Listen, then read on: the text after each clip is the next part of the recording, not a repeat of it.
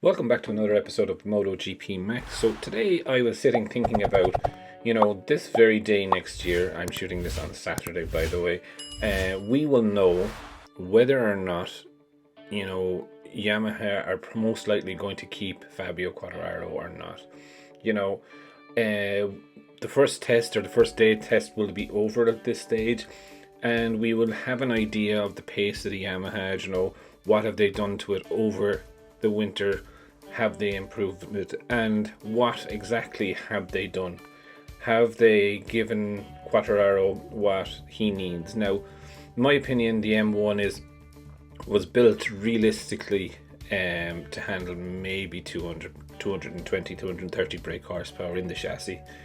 I think they've realistically only tweaked the chassis rather than done a complete build-up. And as Rossi always was saying there, from 2015 the electronics have killed Yamaha. Now it is very, very clear to see there's a massive problem in the engine. The engine department, the bike just doesn't accelerate like the Honda or the Ducati. Even the Suzuki or Aprilia and KTM, it is still behind those. So it is the slowest engine power wise and getting up to speed wise. So I think that is one of the first things that I'm going to be looking for anyway when the test is on, is how is that bike accelerating out compared to others.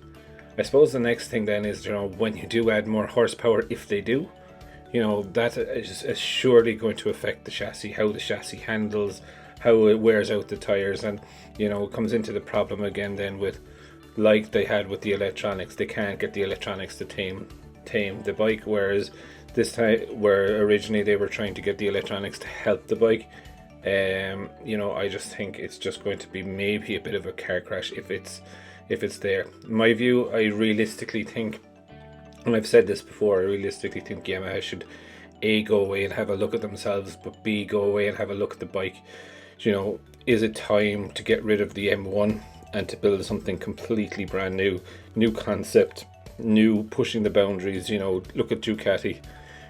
They have looked at every corner angle, nut and bolt on the bike to try and drag that last bit of performance out, and it is paying off. Like, my view, if Yamaha don't give Quartararo what he needs, then he's gone. Do you know what I mean? Now, where does he go?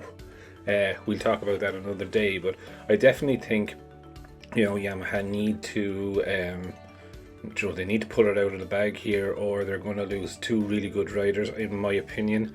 I don't think Franco is going to stick around either on a bike that's the slowest down the straight. That he has to go completely to the edge to do it.